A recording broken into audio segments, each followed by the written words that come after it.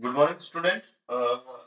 हम लोग नेक्स्ट जो है इंटरनेशनल माइग्रेशन देखते हैं। इंटरनेशनल है ना, तो ये चूंकि हो गया था आपका इंटरनल हो गया था।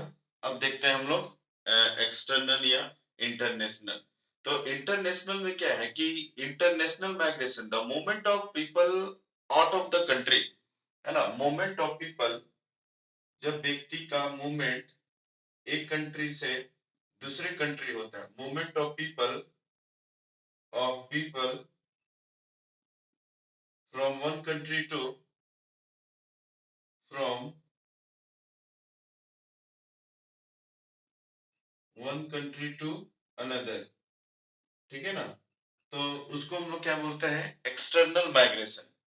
ठीक है, external migration.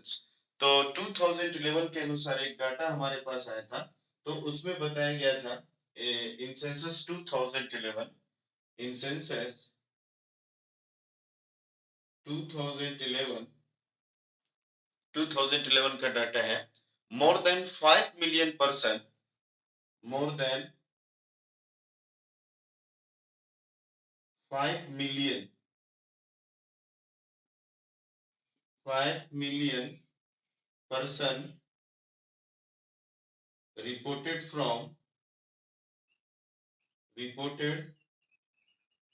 from other countries, है ना। रिपोर्टेड फ्रॉम अदर कंट्रीज, मतलब इसका मतलब ये हुआ कि 2011 का जो सेंसस है, इसमें ये पता चल रहा है कि 5 मिलियन से भी ज्यादा जो लोग हैं वो भारत में आए, और उनमें से 96% जो मतलब बाहरी है, वो किस किस कंट्री से आए हुए हैं, तो बांग्लादेश, पाकिस्तान और नेपाल। मतलब 96% जो पीपल है ना।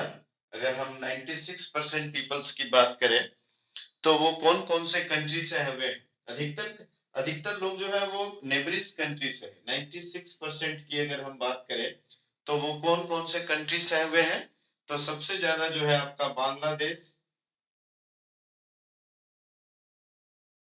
ठीक है, पाकिस्तान, श्रीलंका,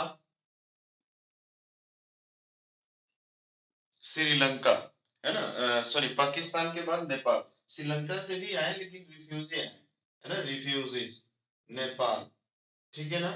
तो ये जो है 96% लोग जो है वो भारत में आए, भारत से भी बाहर गए, लेकिन सबसे ज्यादा जनसंख्या भारत में आने वाले लोग जो है वो पड़ोसी देश के हैं। इसका रीजन क्या है? इसका रीजन ये है कि एक तो हमारे देश में रोजगार की संभावनाएं बढ़ गई, है ना। इसके साथ साथ क्या है कि देखे होंगे ये सब कंट्रियों में अधिकतर जो है वो सिविल वार की घटनाएं घट जाती है। तो वो अपने जान बचाने के लिए क्या करते हैं, वो एक कंट्री से दूसरे कंट्री भाग जाते हैं। तो भारत चूंकि पड़ोसी देश है, तो पड़ोसी देश होने के नाते सबसे नजदीक इनको यही पड़ेगा। इसीलिए ये छिप छिप के क्या होते हैं, कहीं छिप के आ जाते हैं। और आप देखेंगे कि वो जो वेस्ट बंगाल है, उधर बांग्लादेशी लोग ज्यादा आ रहे हैं। जम्मू कश्मीर में आप देखेंगे पाकिस्तान लोग ज्यादा है। नेपाल लोग भी भारत के नॉर्थ ईस्टर्न क्षेत्र या बिहार वगैरह में बसे हुए हैं। तो कुल मिला के अगर हम बात करें, तो ये सारे कंट्रियों से भारत में लोग आए हैं। इसके अलावा 1.6 लाख जो है ना, 1.6 लाख जो लोग हैं वो रिफ्यूजीज के रूप में भी आए हैं। 1.6 लाख रिफ्यूजीज, है ना। रिफ्यूजी समझते हो क्या?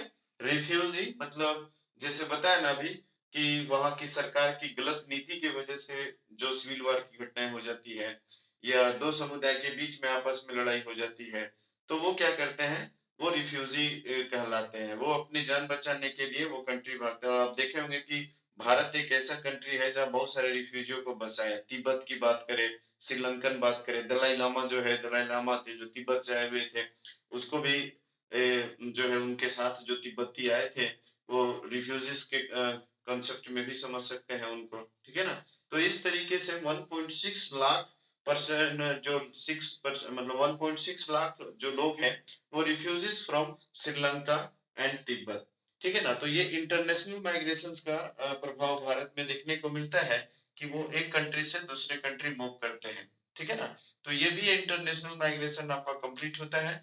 तो यहाँ पर आपको ये चीज पूछ देता है कभी कभी, डिफरेंसेस बिटवीन इंटरनेशनल माइग्रेशन और एक्सटर्नल माइग्रेशन, मतलब इंटरनल और एक्सटर्नल, है ना। इंटरनल में मैंने आपको ये बताया था इंट्रा स्टेट और इंटर स्टेट, है ना। सबसे ज्यादा मेल किस कंडीशन में बाहर जाते हैं या फीमेल किस कंडीशन में वो बाहर जाते हैं, ठीक है ना। तो ये सारे क्वेश्चन जो है ये यूपीएससी में भी बराबर पूछा गया है, पीसीएस में तो पूछा ही गया है, और ये छोटे छोटे एग्जाम में एकदम एक एक नंबर में एकदम पूछना ही पूछना है ना। वो टिक टिकाने वाला जो क्वेश्चंस होता है, गोला करने वाला, क्योंकि हम लोग तो जीएस व्यू से पढ़ रहे हैं, तो जीएस व्यू से इतना काफी है ना, इतना पढ़ लेंगे तो आपको छूटेगा नहीं क्वेश्चन, ठीक है। तो आज के लिए इतने रखते हैं। Thank you very much.